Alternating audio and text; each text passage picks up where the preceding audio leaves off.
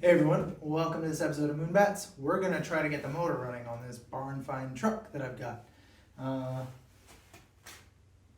It was rebuilt, apparently, before being put in the basement of where we pulled it out of. So when I first went in, you can check the video here, I guess maybe it's here, I don't know, it's somewhere, of us actually turning the motor over by hand. When it was down in the basement. So that's like pretty significant that it's not seized up. So hopefully we'll be able to bolt everything on and just, it'll fire right off.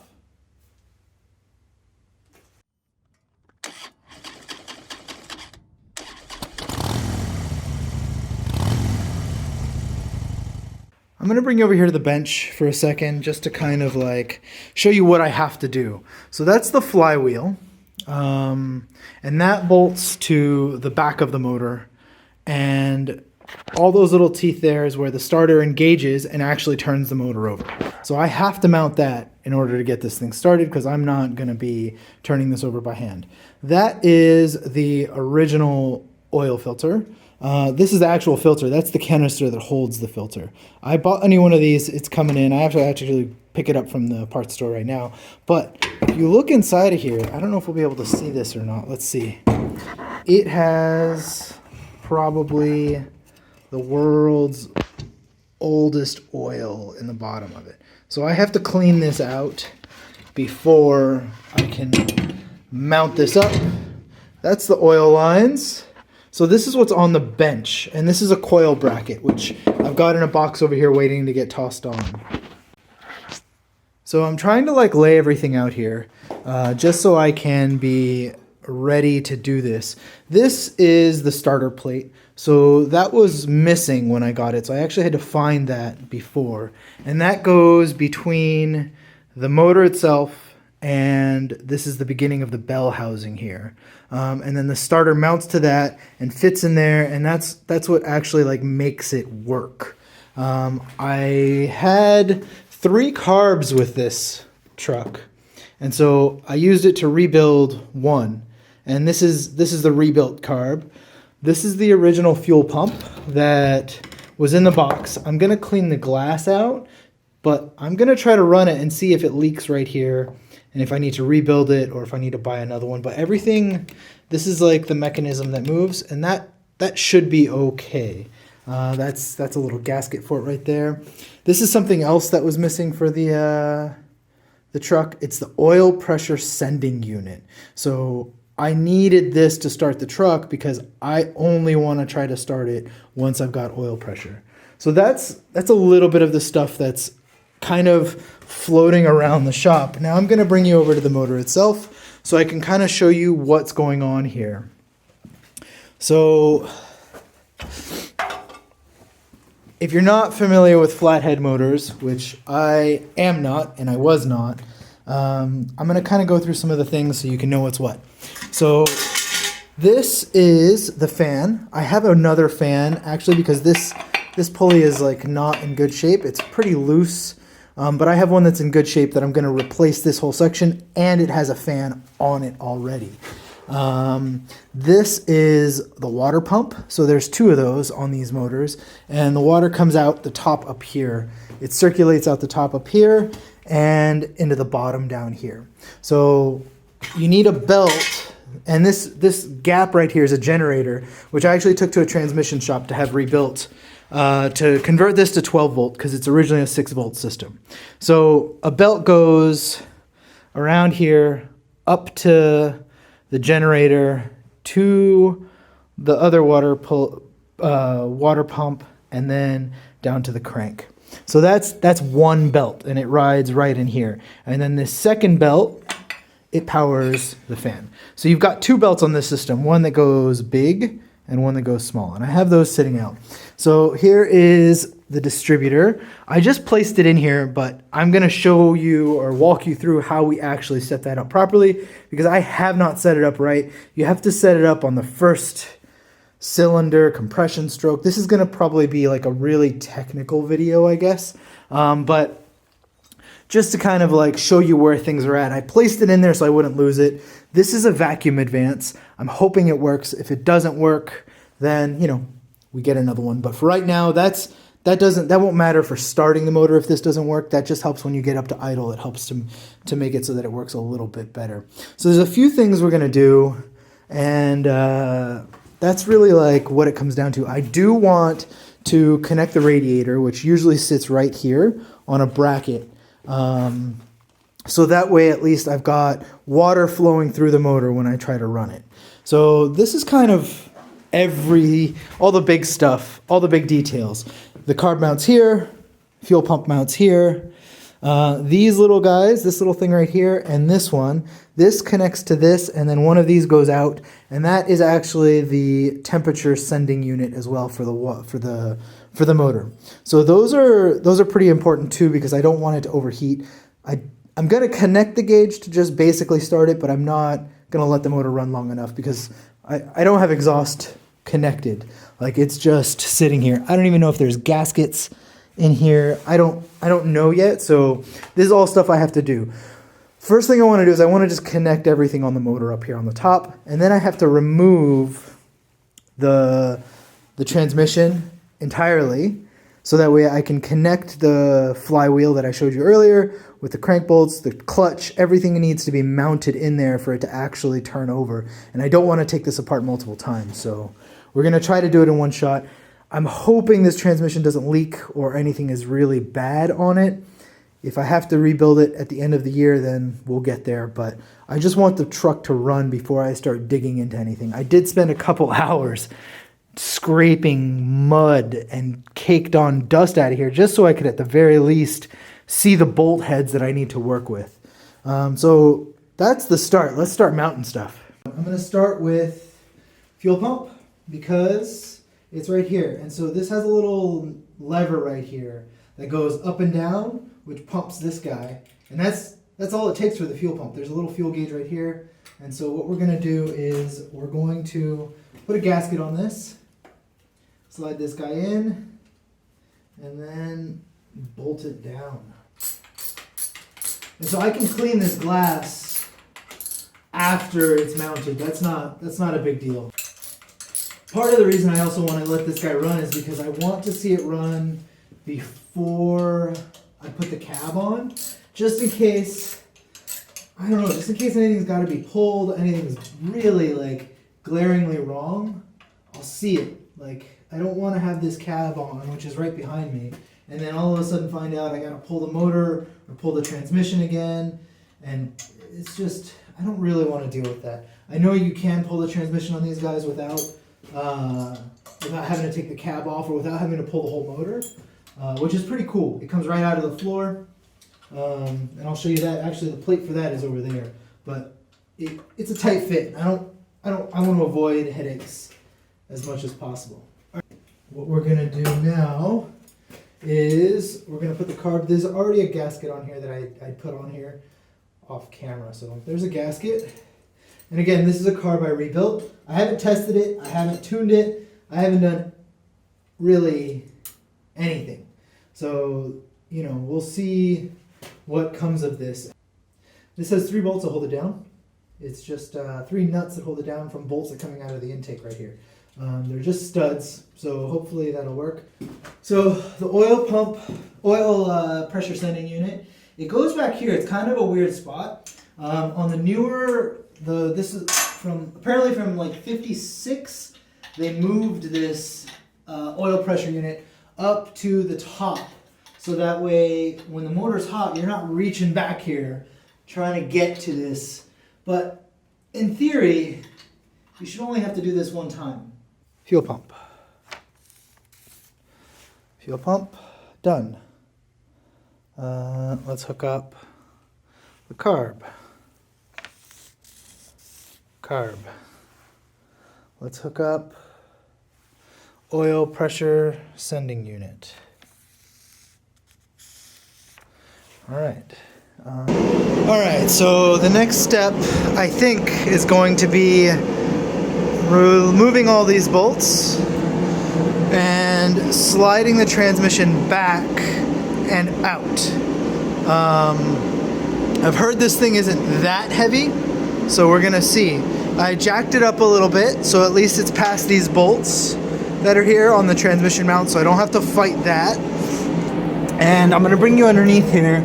I supported the motor, so that way when I pull it back, it doesn't just fall down. And then I have this other jack stand here, just in case it's really heavy and I can't pick it up or carry it. It's gonna be there. Maybe I'll put a jack on it. We'll see. So let's.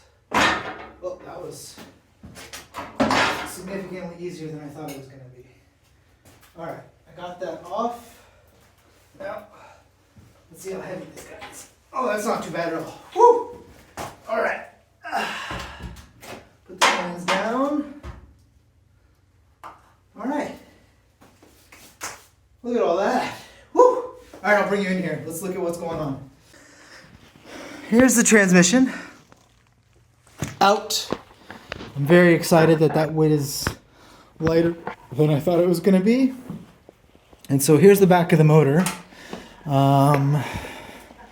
Just to kind of point some things out, as far as I know, this is the crank bolts. This is where the flywheel mounts, and this is the oil pump.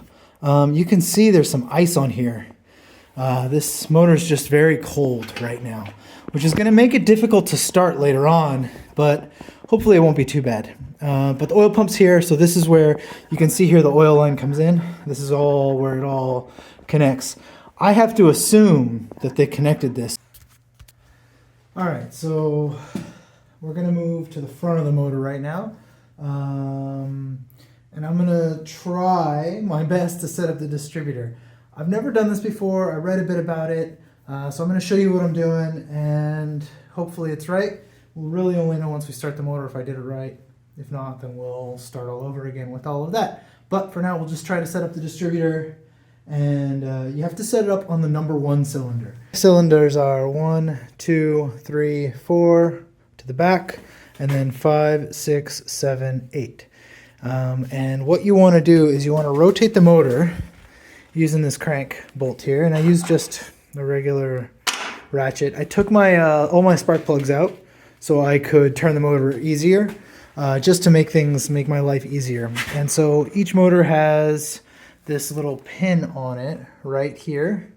There you go, you can see it. And the pulley itself has a mark. You can see it right there.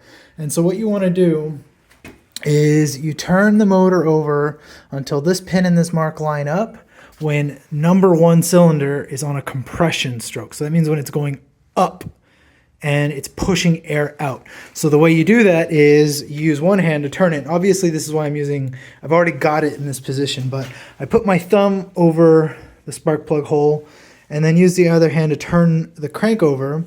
And when it was pushing up, okay, it's pushing my thumb, pushing air against my thumb.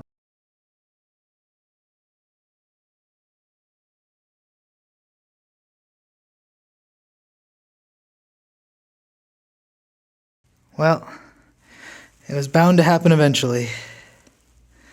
There's the coil mount, and it broke the head off. So, that's cool.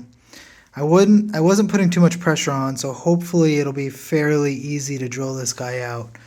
But this is not, that's going to be a little bit of a setback here.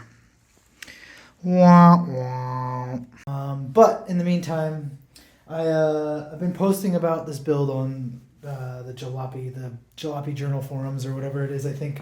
And someone pointed out that my flywheel, I had the 4 bolts here. I just took them out and put them up there for right now. But there's actually a washer that goes behind the bolts that keeps these 2 pins from coming out. I don't have that. And I looked into ordering it. It's going to be like $20, which is whatever for a washer, but it's going to take like a month to get here. So what I'm going to do is I'm going to make one. All right, so what I did is I got a piece of paper and I took my grubby hands and I pushed on the paper and basically outlined where all the holes are.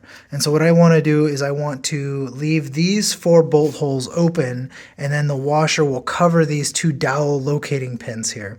And it needs to be open around this bushing here. So I will take this template that I just made with my filthy hands, and I'll go cut it out of some steel and just make a washer real quick. And what I'm going to do is I'm going to use a marker to just make sure I'm marking the right holes that I want open. So that way when I come back, I can just put it in there, put the bolts on, use some Loctite, and torque it up to spec. So sorry for the noise, it's really cold in here. So this is the original oil filter canister, and it's got a whole lot of old oil in the bottom, so it's like tar now, and I've been slowly cleaning it out. It's pretty gross. Alright, so I used some brake cleaner, cleaned all that gunk out, and let's take a look in here. That looks pretty clean to me. I can definitely feel like I can run that as it is. I tried to clean up the outside a bit, but it's pretty filthy, so I'll just do that with like warm soapy water once it's done. And these were the original oil lines on it, and what I did is I ran brake cleaner through them to make sure that everything ran clean and they flow well, so I'm going to toss those right back on. Let's see if we can mount this. Alright, so this was one of the next steps I did here. This is the oil filter. I cleaned it out. You saw how clean it was. It was kind of a pain to hook up, but I'm going to bring you in here to show you why it was a pain. So it uses 1, 2, 3, 4 head bolts. So you have to undo those head bolts, which is terrifying. And then you put them back in. I'm going to come back in with a torque wrench to get all those tightened down. But that holds it in place. And so I had to buy this little adapter here, which actually is a reducer. And what it does is it limits the amount of fuel that's going in. It's actually like a small pinhole. I'm not going to undo it all, but this is the routing of the fuel lines here. So this one comes here. I need to get one more adapter for this size. I think it's 1/4 inch to whatever, or 3/8 or something. I don't remember exact sizes, but I'll look it up and make sure I get the right one. It's the same size as the pressure sending unit. So we'll put that there, and then that'll hook right in. It'll be a nice smooth line there. And then this one comes down, so it rotates like this. It goes shoop and then goes in and fills up and comes back down, and comes down here behind the exhaust manifold and comes underneath, which is into the body there, which you can't really see, into the whatever it's called, the yep, to that part of the motor. Because I'm tired and I think I'm done for tonight of stuff, but it was a pretty good progress. I broke a bolt, set up the distributor, and hooked up the oil filter. So I think we can cross something else off the list now. All right, we did this. Distributor.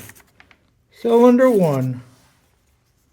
All right, one more thing. Oil filter and lines. I still need that adapter, but that's okay. So I realize I'm doing this in sections. I'm coming in and out of the garage a bunch of times, and I think I forgot to film a couple things, but we'll just jump right back in here. I had to clean off a whole lot of rust off of things, so I got it all prepped up. I mounted this fan, so I'll bring you in here. You can see that. That's the fan right there, spinning. That's just hitting a little ground or whatever right there, ground strap that I gotta connect. I connected the radiator, I pressure tested it, everything should be good. Obviously, you know, we don't know till we get it on. Connected it up, got the original bolts there. This is the radiator mount. It's kind of cool. I'm gonna bring you underneath here and see if we can see it. But it uses these like weird springs. I don't know if you can see those or not, but it's little springs which act as like suspension for that, and castle nuts to keep it all from backing out. I probably have those castle nuts in too tight, so I'm probably going to back them up a little bit to give it a little bit of slack. So this is cool too. This is the old from back in the day when you would have to crank start your car. It had this. I think this was the first or second or last year for that, which is pretty cool. So here, let me take a step back here. So that's the radiator. This is like huge steps right now. I got hose here. I'm gonna mount the radiator shroud now. I managed to have a lot of these little nuts and bolts, which is like a huge time saver for getting all this stuff together. So let's see if this fan shroud will fit in. And another thing that I'm not sure of is if I have the fan facing the right direction. I don't actually know which way the motor spins. I looked on pictures on the internet just to see if it was the same, and it looks like it's pretty the same direction. But you know, these pictures are, it's hard. I'm looking at like people's shots from their cars all put together, so the fan shroud blocks the fan usually. So you know, it's hard to know what is right and what's wrong. But I'm gonna just go ahead and put these guys on here. It's 1 degree outside, which is just above freezing, which is great because that means I can be in here with the door open and my hands aren't freezing and falling off. That's good. Let's put the generator on. So this is a 12 volt generator. Oh, sorry, this is a 6 volt generator. And what I found out is that the 6 volt generator from the years that this was and the 12 volt generator from 56 and up, they use the same size body. So I read that I can take the front cover and the back cover off and use the same armature and just transfer the body over, and my coil, the 12 volt or the 6 volt coils will come out and the 12 volt coils will work. So I'm really going to be aiming for that as my system to make this work. Belts on, and there's a locating pin right here, and there's 2 spots, and this isn't the right spot. So I've been fighting this little pin for like 30 minutes now, trying to get it out. I think I'm just going to cut it off just to get this thing going, because I need this hole anyways, and then I can just make a little pin to pop in there. And this one's got, you can see through this one, like you can see there, it's got both sides. You can just go right through it. So I could press fit it in and hammer it out if I don't need it there. But this one is just, it's just there. There's no way to get it out. You have to really like, I've been fighting this thing. There's no easy way to do this. All right, so I painted the bracket and I reinstalled everything. I didn't do it on video because really it's boring. I'm just like tightening these bolts up. It is tricky to get the tension right on these belts, so I really hope I got them good enough. I might have to create a little tool or something to make these all line up and work nicely. But there it all is. And I went to the store and grabbed some coolant hose to connect the output for the input for the hot water pump to the head here, because I'll show you what it looks like. It's just loose on there now. I'm gonna tighten it up. But these are the lines for the heater, which I don't want to cap off just yet. So they're there. So it's just going to be a loop just to get this thing started. I also someone pointed out online that I was missing a washer here to hold those 2 dowel pins. So I made one of those. These aren't tight yet. I'm going to torque those down with a torque wrench and some red Loctite, and then I can toss the transmission back on. So let's install this clutch and stuff. So it uses this little locating, this clutch centering, whatever it's called. I've got that in there.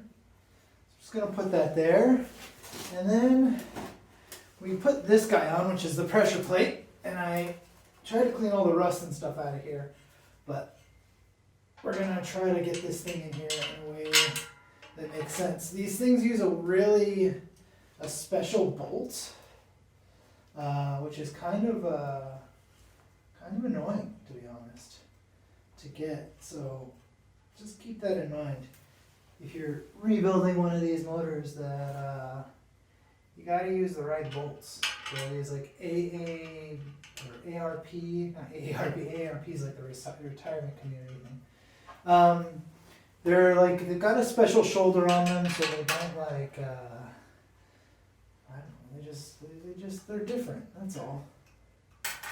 It's a clutch alignment tool, that's what that thing is. It's not a centering pin or any of those other weird words I used.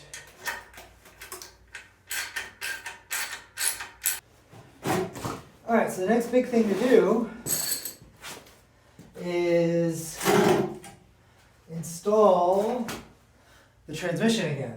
So I'm going to lift it up, shimmy it in there, see how it goes. See what we got.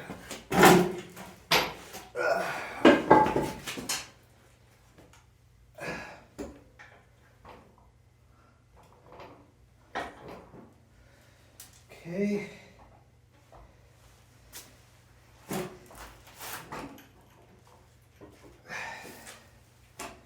can I do this?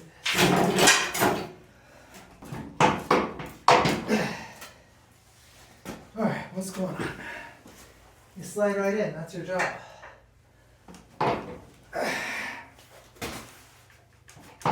Come on.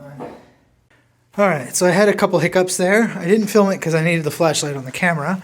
But what I realized is that when I pulled the transmission out, I had jacked it up a little bit. So you can see here, this is like lined up nicely. So when I put it in, it was in at an angle, and it actually, you know how I use this this like butt plug looking guy?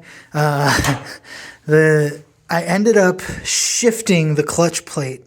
The clutch plate itself, and it wouldn't let the pilot, the shaft go in all the way.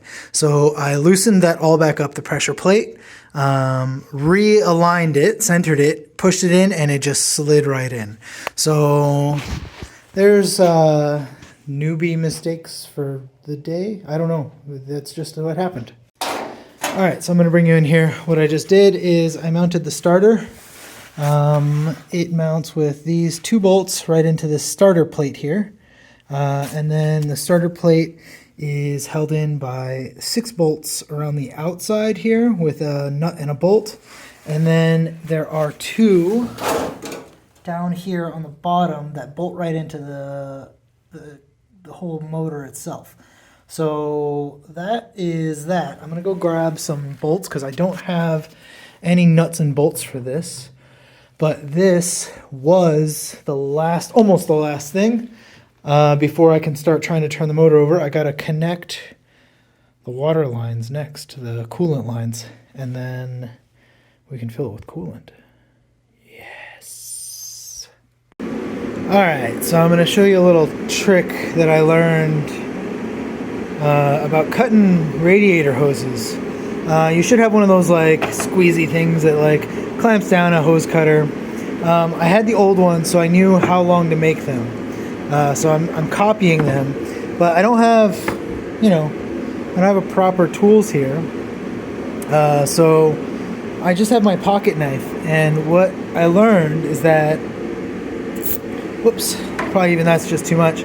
A little bit of just like WD-40 or some sort of lube, and if your knife is sharp, it doesn't get hung up, and so when you start to cut, it just cuts right through it.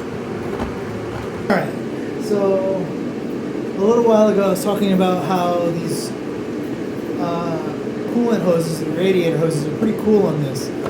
So they look like this. This is like the middle section, and I always thought this was really cool. The way it works is you attach the bottom with a little piece of hose, like that, and then you put a little bit longer piece on the top, like that, and then they slide on the hoses like this, and like that. So it's really straightforward, but at the end of the day it looks really cool. Alright, so there it is. So like I said, you have a little one. I have to put 1, 2, 3, 4, 5, 6, 7, 8 clamps for this. And I only bought 4 because I wasn't really thinking. I counted it like 10 times in my head and didn't really think about what I was doing. Anyways, there's 4. And then on the bottom down here, I'll connect it, but I haven't yet.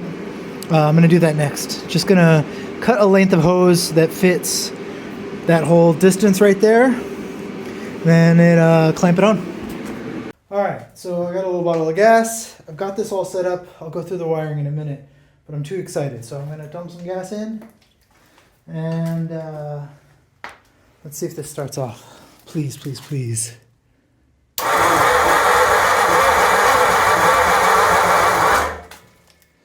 Okay, nothing. Let's give it a little choke.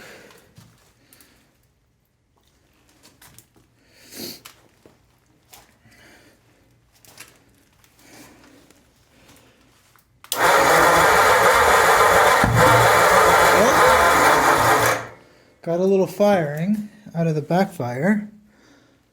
So let's see.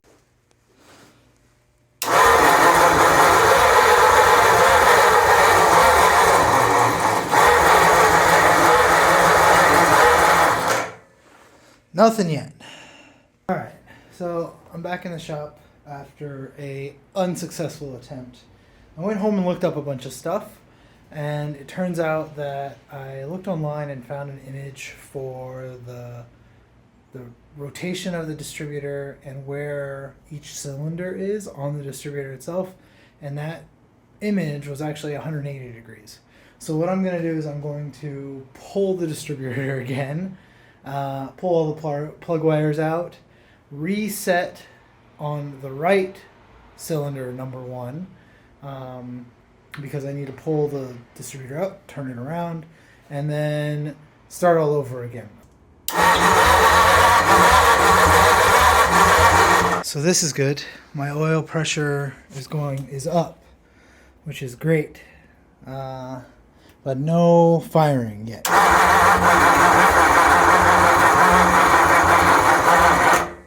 think maybe this battery's toast.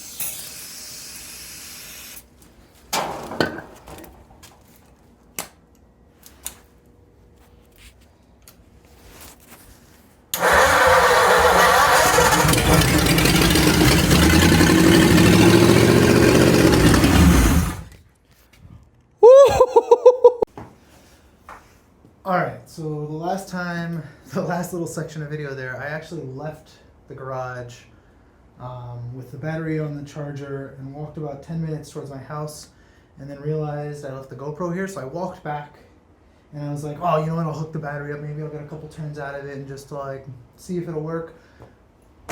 And that's what you got. So now I'm going to try to actually get this thing running. I got another water bottle, so I'm not, another squeeze bottle, so I'm not like, I'm going to try to fill the bowl properly instead of relying on spraying stuff in. See if I can get it to idle. Even if I get it to fire off again, I just want everyone to be able to see it fire off. So let's see what happens here. Bottle, hopefully, I can use it. There we go. Oh, still leaks a little bit, but let's tighten that down.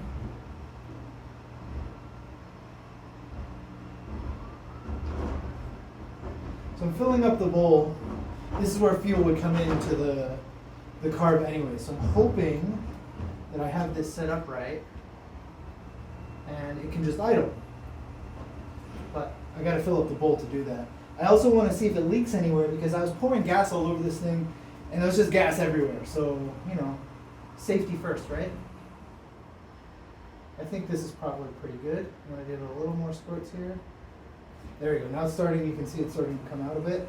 All right, let's see. I know that the accelerator pump works, which is great. I'm not going to show you that, but I know it works. It's going to make it primed. Yeah, it definitely works. Nice, strong sprays. So there's the choke right here. I'm going to give it a little bit of choke. keep this gas bottle over here. You know what? Let's just put another little. Oh no, yep, that's full. All right. So hopefully we can keep this going. I don't see gas leaking out anywhere, so that's good. That means everything's tight and the gaskets are working. So, where's my little gas thing? All right, I got my 2 gas cans right here. I'm gonna pour a little bit down the gullet. Give it a couple squirts. And let's see if this will fire off.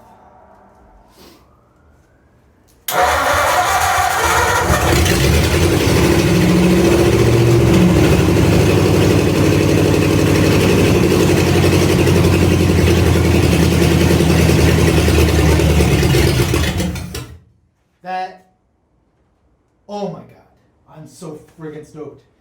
All right, so that was a super long video, but the motor runs. Let me see, make sure I still got oil pressure. Yep, still got oil pressure, so everything is good there. Holy shit, y'all. I want to do it one more time because this is so good.